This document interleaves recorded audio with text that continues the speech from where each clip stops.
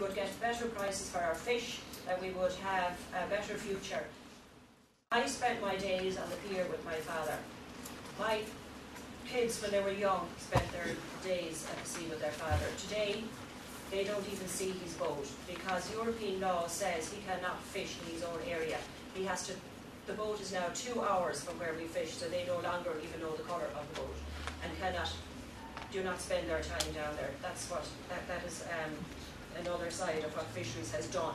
Not just have we lost fisheries, not just have we lost a resource in the coastal communities that could actually have now, in this state that Ireland is in, create employment, but it's also changed our way of life. We've also lost tradition.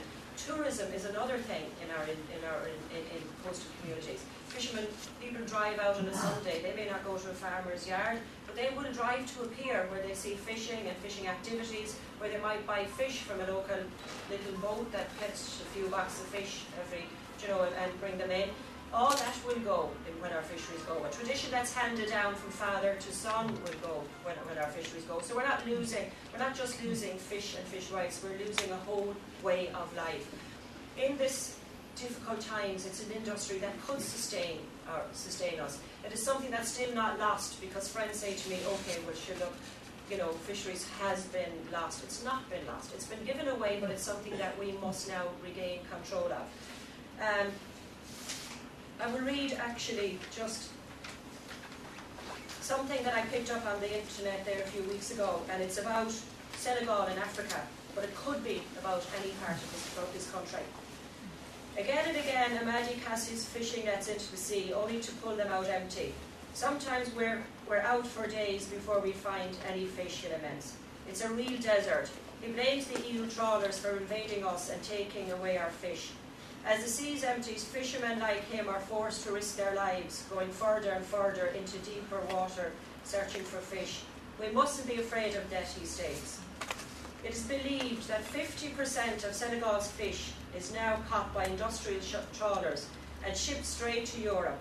The remaining 50% has to provide a living for 600 people.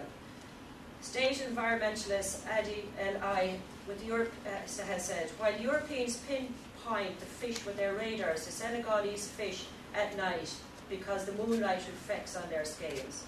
They also rely on superstition. I put some powder and roots in the giri to give it to the fishermen, states the village spiritual leader. It allows them to see the fish and protects them from accidents. It is estimated that within 10 years there will be no more fish in the Senegalese waters. The last resource of people in Senegal is the sea. This could also be written about us.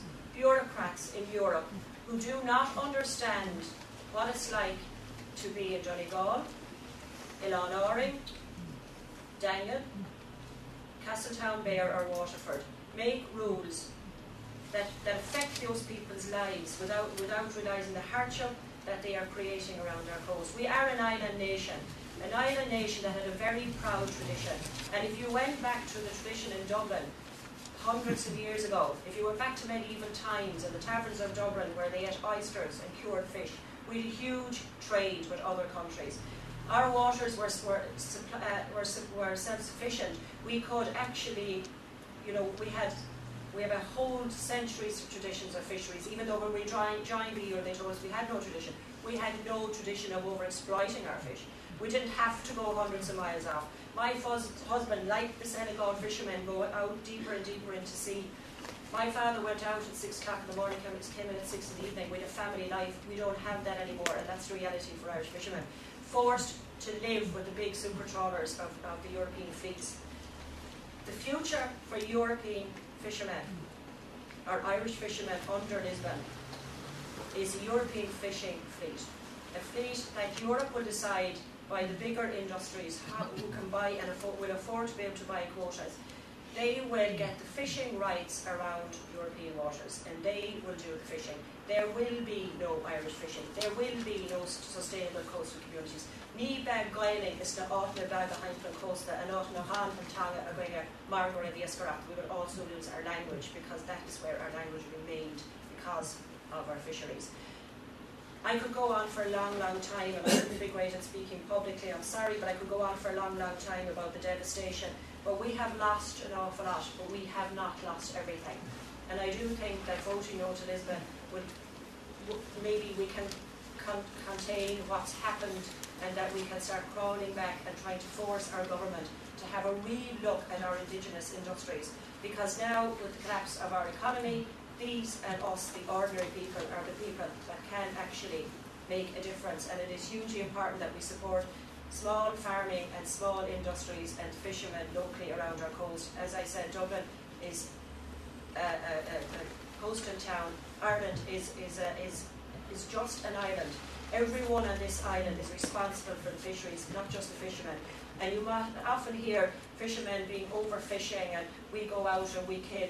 We are hugely, in the Irish Fisheries Organisation, concerned with conservation.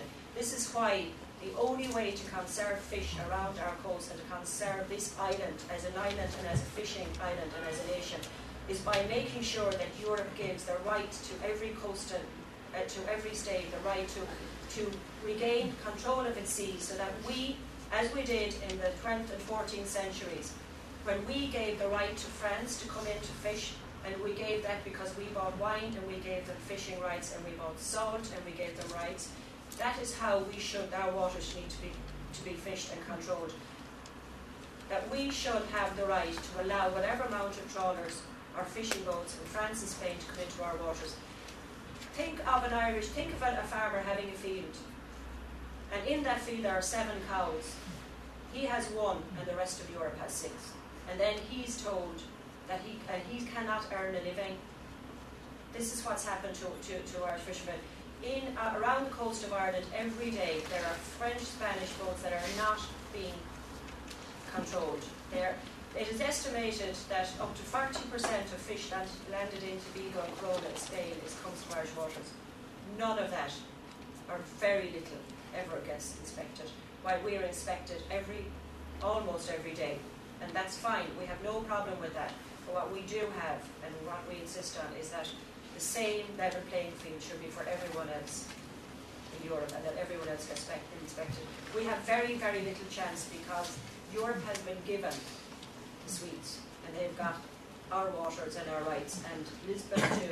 Going to Lisbon too is hugely important for coastal communities and for the fishing industry. Go now.